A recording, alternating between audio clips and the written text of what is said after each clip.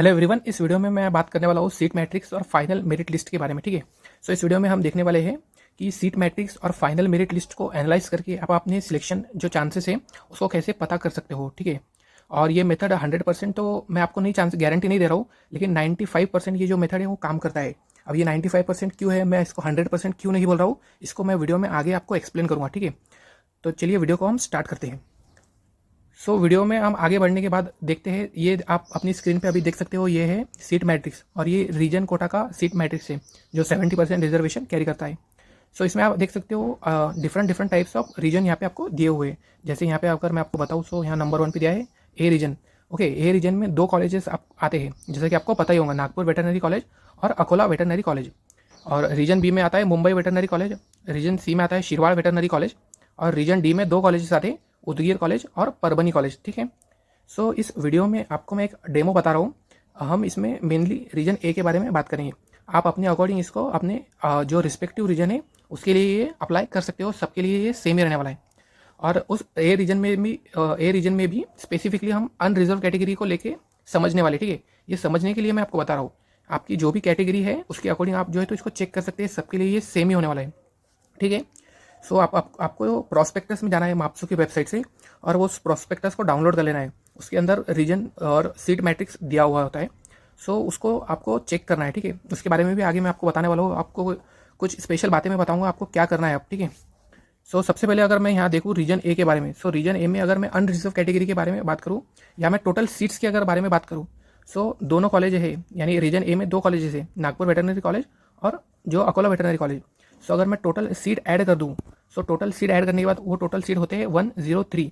ठीक है। 103 रीजन ए में सीट प्रेजेंट्स है। ठीक है।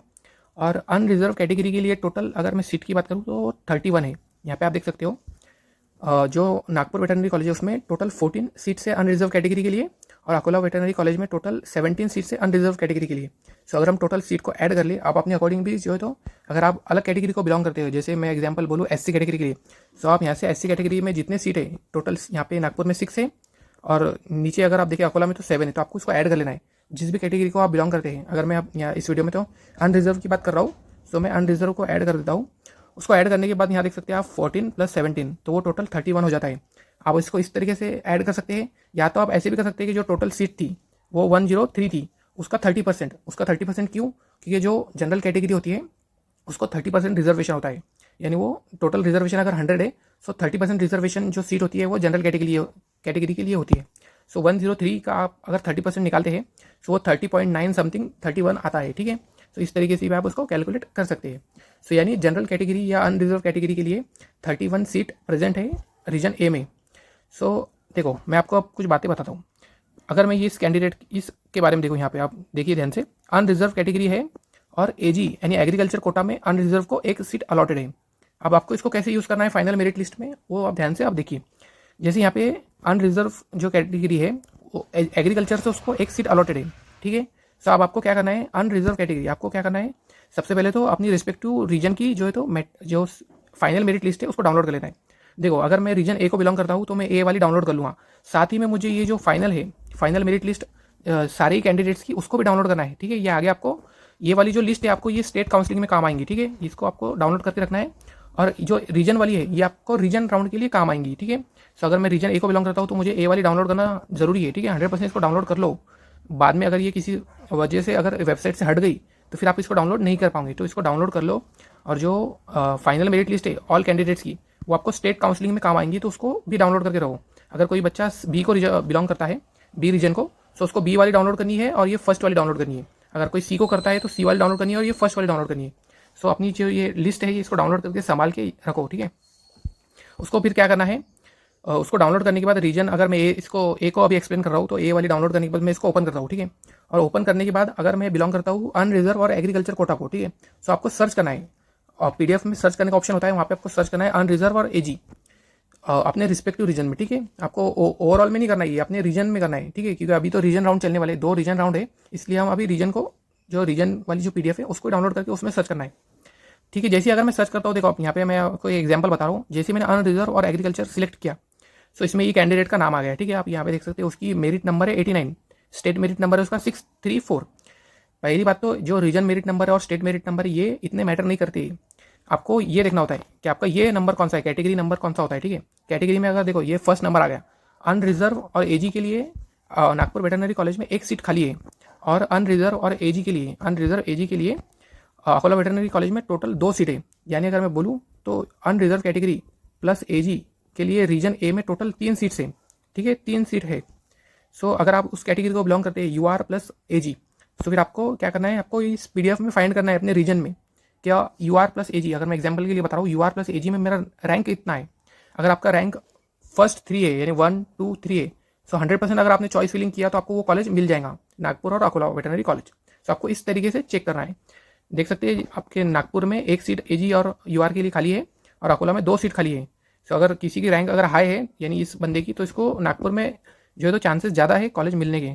और उसके बाद जो भी बंदा उसके बाद जो चॉइस फिलिंग करेगा और अनरिजर्व और एजी कैटेगरी को बिलोंग करेगा, तो उसको अकोला वेटरनरी कॉलेज मिलने के चांसेस ज़्यादा हो जाएंगे रीजन ए से। तो यहाँ पे इसको रीजन ए में नागपुर वेटरनरी कॉलेज मिलने के चांसेस ज़्यादा हो जाएंगे, ठीक है। उसके बाद अगर जो उसके बाद रिस्पेक्टिव अगर मैं देखो, अगर मैंने सेकंड सर्च किया अनरिजर्व और एजी, जो फर्स्ट था वो तो ये था, ठीक है, फर्स्ट नंबर जो रैंक था वो ये था, सेकंड ये बंदा है, ठीक है। इस बंदे को अकोला वेटरनरी कॉलेज मिलने के चांसेस ज़्यादा है। उसको इस तरीके से ये एनालाइज करना होता है और चेक करना होता है, बहुत ज़्यादा ईजी है। आपको मैं एक और स्पेशल बात बताता हूँ, आपको क्या करना है, जितना भी रीजन का मेरिट है, जैसा सीट मैट्रिक्स है, इस तरीके से सीट मैट्रिक्स है, इसमें मैंने अभी ए बी सी रीजन दिखाया, आपको डी रीजन जो है तो इसमें नहीं बताया मैंने, तो वो आपको चेक करना है।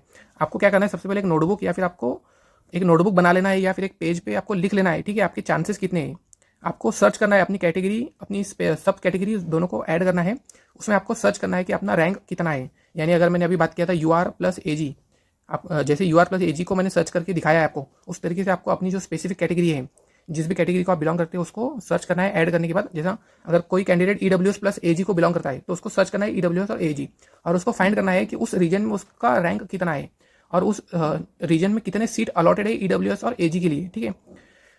तो उस तरीके से वो उसका चांसेस ढूंढ सकता है। अब मैंने आपको स्टार्टिंग में बताया था ये 95% चांसेस में क्यों बोल रहा हूँ, क्योंकि अगर मान लो कोई कैंडिडेट है यू आर प्लस एजी को बिलोंग करता है, लेकिन वो चॉइस और प्रेफरेंस लिस्ट में कॉलेज सेलेक्ट नहीं करता है और वो डायरेक्ट स्टेट काउंसलिंग अटेंड करता है, तब फिर जो बंदे इसको जो सिलेक्ट करते हैं, जो नीचे रैंक वाले होते हैं, उनका चांसेस ज़्यादा हो जाता है फिर वो कॉलेज लेने का। अगर वो जो टॉप रैंक वाले बंदे हैं उन्होंने अगर कॉलेज में प्रेफरेंस ऑर्डर और फॉर्म नहीं भरा, तो उनकी जगह जो सीट नीचे कैटेगरी वाले को मिल जाती है, यानी नीचे जो अनरिजर्व और एजी वाला जो कैंडिडेट है उसको वो सीट मिल जाएंगी, ठीक है। इसलिए मैंने जो है तो यहाँ पे 95% चांस आपको बोला है, मैक्सिमम चांसेस होते हैं इसमें, ठीक है। लेकिन अगर किसी वजह से अगर उस कैंडिडेट ने काउंसलिंग में पार्टिसिपेट नहीं किया है तो फिर आपको चांस मिल जाएगा उस सीट का। तो आपको पार्टिसिपेट करना है और प्रेफरेंस सबको भरना है, ठीक है। प्रेफरेंस में आपको ऐसा नहीं सोचना है कि मुझे रीजन में चाहिए या स्टेट में चाहिए, आपको प्रेफरेंस ऑर्डर सब में कंप्लीट कर देना है, चॉइस फिलिंग आपको लॉक करके रखनी है, ठीक है।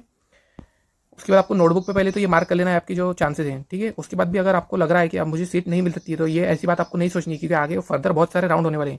ये रीजन के 2 राउंड होने वाले हैं, उसके बाद स्टेट के भी 2 राउंड होने वाले हैं, उसके बाद एक राउंड मिक्स रीजन का होगा, और उसके बाद स्पेशल राउंड भी होता है, ठीक है। स्पेशल राउंड में भी बहुत सारी सीटें जो है तो खाली रह जाती है, ठीक है, अदर कैटेगरीज की, सो वो सीट भी आपको मिल सकती है। मिक्स राउंड में दोनों होता है, यानी रीजन प्लस स्टेट दोनों की जो है तो काउंसलिंग होती है।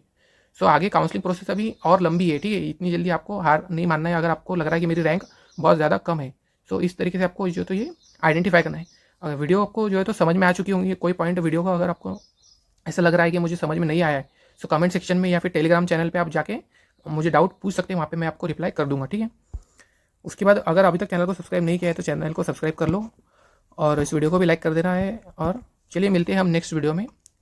और जिसने भी टेलीग्राम चैनल ज्वाइन नहीं किया है जाके जल्दी से टेलीग्राम चैनल ज्वाइन कर लिए, और वहाँ पर आप अपने डाउट पूछ सकते हैं, मैं वहाँ पर आपको रिप्लाई कर दूँगा, ठीक है। Thank you.